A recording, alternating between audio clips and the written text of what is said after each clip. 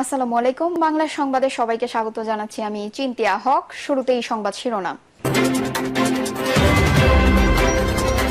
জানাবো, হাসিনা ক্ষমতায় থাকতে রাষ্ট্র ব্যবস্থা ধ্বংস করে দিয়েছে বলছেন ফখরুল। জানিয়ে দেব, বাংলাদেশকে নিয়ে ভারতের খেল শেষ হয়নি বলছেন ফারুক। এদিকে বর্তমান সরকারের মেয়াদ নিয়ে যা বললেন নূর। এবং সর্বশেষ জানাবো, সুধাহারে গতি, ব্যবসায়ী চাপ। দর্শক, শুনছিলেন সংবাদ শিরোনাম, এখন বিস্তারিত। হাসিনার ক্ষমতায় থাকতে রাষ্ট্র ব্যবস্থা ধ্বংস করে দিয়েছে বলছেন ফখরুল। বিএনপি মহাসচিব মির্জা ফখরুল ইসলাম আলমগীর বলেছেন, ক্ষমতায় থাকার জন্য শেখ হাসিনা দেশের সব রাষ্ট্র ব্যবস্থাকে ধ্বংস করে দিয়েছিল। বিশেষ করে পুলিশ বাহিনীকে ব্যবহার করেছে। তাদের দিয়ে গুলি করিয়ে, মিথ্যা মামলা দিয়ে জেলে নিয়ে নির্যাতন করে, অকথ্য অত্যাচার করে দেশকে ভীতির রাজ্যে পরিণত করেছিল। ছাত্র শ্রমিক জনতার আন্দোলনে শেখ হাসিনা পালিয়ে যাওয়ার এদেশের মানুষ হাঁপ ছেড়ে বাঁচছে। মির্জা ফখরুল বলেন, পুলিশ বাহিনীকে ব্যবহার করে, গুলি করে, মিথ্যা মামলা দিয়ে অত্যাচার করে বাংলাদেশের মানুষকে ভীতির রাজত্বে নিয়ে গেছে। ছাত্র শ্রমিক জনতার আন্দোলনের মধ্য দিয়ে হাসিনা পালিয়ে গেছে। এখন আমরা দম ফেলে বাঁচতে পারছি, রাতে আরাম করে শুতে পারছি। তিনি বলেন, শেখ হাসিনা পালিয়েছে, এটা ঠিক, কিন্তু তার যে প্রেতাত্মা এখনো এদেশের মধ্যে আছে তারা ভুলতে পারে না। তারা চুরি, চামারি, দুর্নীতি ও লুট করে যে সাম্রাজ্য গড়ে তুলেছে, দেশের বাইরে সম্পদ পাঠিয়ে দিয়ে অসংখ্য সম্পদ তৈরি করেছে। তাদের ভেতরে তারা বিরাট বিরাট বাড়িঘর, খামার তৈরি করে লুট নিয়ে টাকা এসব যারা করেছে, তারা এটা বলে যে আবার যদি শেখ হাসিনাকে ফিরিয়ে আনতে পারতাম, আবার লুট করতে পারতাম। সেজন্য তারা বিভিন্ন জায়গায় ষড়যন্ত্র করছে।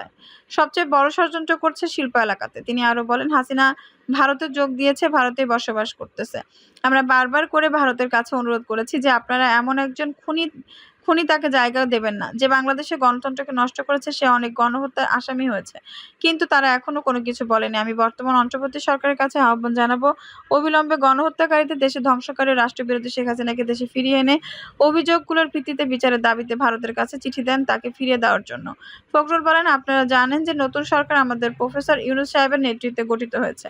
তিনি বিরাট মানুষ, নোবেল পুরস্কার পেয়েছে। সারা পৃথিবীর মানুষ তাকে শ্রদ্ধা করে। গরিব মানুষের জন্য তিনি অনেক কাজ করেছে। তারা গ্রামীণ ব্যাংক সহ সব মিলিয়ে তিনি গোটা পৃথিবীর মানুষের কাছে একজন শ্রদ্ধেয় মানুষ। দেশের কয়েকজন বিশেষ ব্যক্তিত্বকে নিয়ে তিনি সরকার গঠন করেছেন। এই অন্তর্বর্তী সরকারকে আমরা দায়িত্ব দিয়েছি যে গত 15-16 বছরে আওয়ামী লীগ যে জঞ্জাল সৃষ্টি করেছে, এই জঞ্জালগুলোকে খুব অল্প সময়ের মধ্যে দূর করে একটা পরিবেশ তৈরি করে, যেখানে সব রাজনৈতিক দলগুলো একটা অবাধ সুষ্ঠু নির্বাচন করতে পারে। তিনি এটা নিয়ে কাজ শুরু করেছে। মির্জা ফখরুল বলেন, কথা পরিষ্কার, আমরা ভোট দিতে চাই।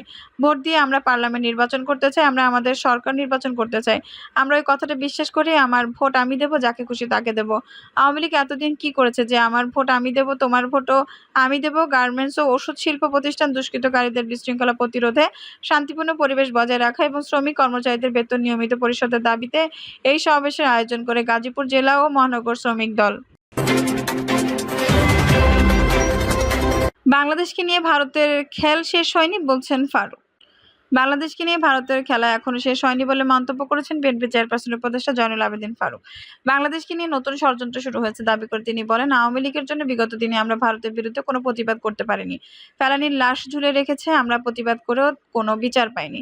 জয়নুল আবেদীন ফারুক বলেন, আমি জোর গলায় বলতে পারি, আওয়ামী লীগ কখনো মুক্তিযুদ্ধের সপক্ষের শক্তি ছিল না। আওয়ামী লীগ কোনোদিনই মুক্তিযুদ্ধে চায়নি, মুক্তিযুদ্ধের স্বাধীনতাও চায়নি। শেখ মুজিবুর রহমান ইয়াহিয়ার সাথে, ভুট্টার সাথে আলোচনা করে পাকিস্তানের প্রধানমন্ত্রী হতে চেয়েছিলেন। তিনি বলেন, সেই ভারত বাংলাদেশের স্বাধীনতার যুদ্ধে সহযোগিতা করেছে, আমাদেরকে আশ্রয় দিয়েছে বলে পিণ্ডের পিঞ্জিরা ভেঙে কি দিল্লির জিঞ্জিরাতে আবদ্ধ হওয়ার জন্য। প্রধান উপদেষ্টা ডক্টর মোহাম্মদ ইউনূসকে উদ্দেশ্য করে বিএনপির এই নেতা বলেন, আপনার কাছে আমাদের অনেক প্রত্যাশা পূরণের আগে আমরা জানি আপনাকে সব জঞ্জালমুক্ত একটা বাংলাদেশ গড়ে তুলতে হবে। জানি সময় লাগবে, সেই সময় বিএনপি আপনাদেরকে দিতে চায়, অবশ্যই দেবে। সেই সময়টুকু কতটুকু হবে সেটি নির্ধারণ করবেন আপনি এবং রাজনৈতিক দলগুলো, যারা হাসিনাকে পরিত্যাগ করতে বাধ্য করেছে। বিরোধী দলীয় সাবেক এই চিফ হুইপ বলেন, হাসিনার প্রেতাত্মারা বিভিন্ন জায়গায় এখনো বসে আছে। আওয়ামী লীগের প্রেতাত্মারা আপনার সঙ্গে যেন আর বেশি দিন না থাকে, সে বিষয়ে আপনার লক্ষ্য রাখতে হবে। কেন এখনো তারেক রহমানকে বাংলাদেশে ফেরত আনা হচ্ছে না, এমন প্রশ্ন জানিয়ে সাবেক এই সংসদ সদস্য বলেন, কেন তার সব মামলা প্রত্যাহার করা হচ্ছে না। সরকারের উদ্দেশ্যে বলতে চাই, অতি দ্রুত তারেক রহমানের সব মামলার প্রত্যাহার করে তাকে দেশে ফেরানোর ব্যবস্থা করুন। তারেক রহমান বলে দিয়েছেন, আমরা দলের সাথে যারা বিগত দিনে আন্দোলন ছিল তাদের সঙ্গে আমি নির্বাচনে যাব। 2 পক্ষ বিশিষ্ট পার্লামেন্ট গড়ে তুলব। 2বারের বেশি কেউ প্রধানমন্ত্রী থাকতে পারবে না। এরকম উজ্জ্বল নক্ষত্র নেতার প্রয়োজন বাংলাদেশে। তাই আমরা মনে করি বাংলাদেশের রাজনীতিতে আপনি অন্যান্য একটি উদাহরণ সৃষ্টি করবেন। বর্তমান সরকারের মেয়াদ নিয়ে যা বললেন নূর। গণ অধিকার পরিষদের সভাপতি নুরুল হক নূর বলেছেন, আমি মনে করি যে এই সরকারের ন্যূনতম ২ বছর থাকা দরকার। অনুষ্ঠানে নূর বলেন, এখন যদি ১ বছর ৬ মাসের মধ্যে একটা নির্বাচন হয় তাহলে আপনাদের কি মনে হয় বিদ্যমান ব্যবস্থার খুব বেশি পরিবর্তন হবে? এখন যারা ক্ষমতায় আসার মতো সম্ভাব্য দল রয়েছে, আমরা দেখেছি অতীতেও এই দলগুলো ক্ষমতায় ছিল। তাদের কর্মকাণ্ড ও চরিত্র দেখেছি। রাতারাতি তো চরিত্রের বদল হবে না। তিনি বলেন, ২ বছরের জন্য একটা জাতীয় ঐক্যমত্য সরকার প্রয়োজন, যারা রাষ্ট্রের কাঠামোগত পরিবর্তন এনে একটি মানবিক রাষ্ট্র হিসেবে গড়ে তুলবে। গণ অধিকার পরিষদ সভাপতি বলেন, এনজিও মার্কা চেহারা দিয়ে রাষ্ট্র পরিচালনা সম্ভব নয়। তাই অরাজনৈতিক ব্যক্তিদের পাশাপাশি অন্তর্বর্তীকালীন সরকারকে তাদের পরিধি বাড়িয়ে বিভিন্ন দল থেকে প্রতিনিধি নিয়ে একটি ইনক্লুসিভ সরকার গঠন করা উচিত। সভাপতির বক্তব্যে হাসান আহমেদ চৌধুরী কিরণ বলেন, বিগত আওয়ামী লীগ সরকারের ছাত্র সংগঠন গত ১৫ বছরে শিক্ষাঙ্গনে ছাত্র রাজনীতির নামে যে বিশৃঙ্খলা তৈরি করেছিল তা ইতিহাসের এক কালো অধ্যায় হয়ে থাকবে। এখন ছাত্র রাজনীতির কথা শুনলে ভয় হয়। তিনি বলেন, ছাত্রলীগের বিগত সময় নানা কর্মকাণ্ড আমাদের শঙ্কিত করে তোলে। ছাত্র রাজনীতির কথা ভাবতেই মনে হয় চাঁদাবাজি, টেন্ডারবাজি, খুন, ডাকাতি, ছিনতাই, ধর্ষণ সহ সব ধরনের অপকর্ম ও ক্ষমতার অপব্যবহার। সুদহারে গতি, ব্যবসায়ী চাপ। দেশে কয়েক বছর ধরে চলছে উচ্চ মূল্যস্ফীতি। অর্থের যোগান কমিয়ে এই মূল্যস্ফীতির লাগাম টানতে চাচ্ছে বাংলাদেশ ব্যাংক। চলতি বছরে ৪ দফা বাড়ানো হয়েছে নীতি সুদহার। এর প্রভাবে একদিকে গ্রাহক পর্যায়ে ঋণের খরচ বাড়ছে, অন্যদিকে বেসরকারি খাতে কমছে ঋণ প্রবাহ। ফলে চাপে পড়েছেন ব্যবসায়ীরা। সুদহার বাড়ার বিরূপ প্রভাব পড়েছে ব্যবসা বাণিজ্য ও বিনিয়োগে। ১ বছর আগে ব্যাংক ঋণের সর্বোচ্চ সুদহার ছিল ৯%, এখন তা বেড়ে কোনো কোনো ব্যাংকে ১৪.৫% হয়েছে। সব ব্যাংকের ঋণের গড় সুদহারও ক্রমশ বাড়ছে।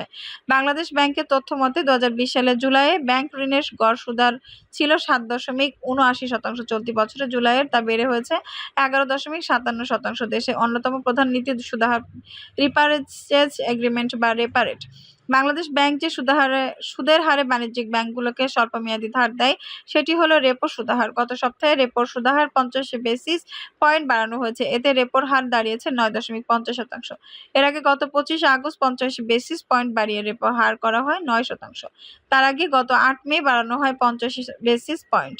আর চলতি বছরের ১৭ জানুয়ারি বাড়ানো হয় ২৫ বেসিস পয়েন্ট। মূলত নীতি সুদহার বাড়ানোর প্রভাবে ব্যাংকে গ্রাহক পর্যায়ে ঋণের সুদের হার বাড়ে। সুদহার এভাবে বাড়তে থাকায় উদ্বিগ্ন ব্যবসায়ীরা। তারা বলছেন, বিগত সরকারের আমলে দফায় দফায় গ্যাস, বিদ্যুতের দাম বাড়ানো হয়েছে, বেড়েছে শ্রমিকদের বেতন ভাতা।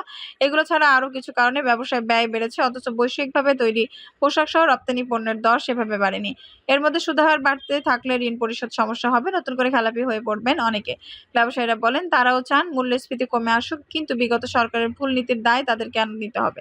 অনেক ব্যবসায়ী ৯%-এর কম সুদ বিবেচনায় ঋণ নিয়ে শিল্প স্থাপন করেছেন, কিন্তু এখন সুদ গুনতে হচ্ছে ১৪.৫%। নীতি সুদহার এভাবে বাড়তে থাকলে আগামীতে ঋণের খরচ আরও বেড়ে সামগ্রিকভাবে সংকট তৈরি হবে। আন্তর্জাতিক বাজারে প্রতিযোগিতার সক্ষমতা হারাবে বাংলাদেশ। এ বিষয়ে Bangladesh network manufacturers and exporters অ্যাসোসিয়েশনের বিকেএমএ সভাপতি মোহাম্মদ হাতেম সমকালকে বলেন, এভাবে সুদের হার বাড়লে বিনিয়োগ বন্ধ হয়ে যাবে। যারা আগে ৮ থেকে ৯% সুদের ঋণ নিয়ে বিনিয়োগ করেছেন তারা ঋণের ভারে খেলাপি হয়ে পড়বেন। সোজা কথায় বলা চলে, সুদহার বৃদ্ধি মানে ব্যবসায়ীদের গলা টিপে হত্যা করা। শিল্প গ্রুপ ডিপিএল এর ভাইস চেয়ারম্যান এম এ রহিম ফিরোজ বলেন, ব্যবসা বাণিজ্যের সার্বিক যে পরিস্থিতি তাতে ১৪% সুদের ঋণ নিয়ে টিকে থাকার কোনো সম্ভাবনা দেখি না। এমনিতেই গ্যাস, বিদ্যুৎ সংকটে ভুগছে শিল্প, রপ্তানি বা আদেশ কমছে, ন্যায্য ধারও পাওয়া যাচ্ছে না। এরকম বৈরী বাস্তবতায় নতুন কোনো সংকট হজম করার সামর্থ্য শিল্প খাতের নেই। আশা করি সরকার বিষয়টি গুরুত্বের সঙ্গে বিবেচনা করবে। দেশের বিনিয়োগ পরিস্থিতি বোঝার অন্যতম একটি সূচক হলো মূলধনী। যন্ত্রপাতির আমদানি নিরূপণ চলতি ২০২৪-২৫ অর্থবছরের প্রথম ২ মাসে মূলধনী যন্ত্রপাতির আমদানির ঋণপত্র খোলা কমেছে প্রায় ৪৪%। এছাড়া বাংলাদেশের ব্যাংকের তথ্য অনুযায়ী গত অর্থবছরে রপ্তানি আয় ৫.৮৯% কমে $৪,০৮১ কোটি হয়েছে। আমদানি ১০.৬১% কমে হয়েছে $৬,৩২৪ কোটি। দর্শক, এই ছিল এখনকার সর্বশেষ সংবাদ। নিউজটি ভালো লাগলে অবশ্যই একটা লাইক দিন, কমেন্টে আপনার মূল্যবান মতামত জানান। সবসময় আমাদের পাশে থাকতে সাবস্ক্রাইব করে বেল বাটনটি অন করে রাখুন। ধন্যবাদ।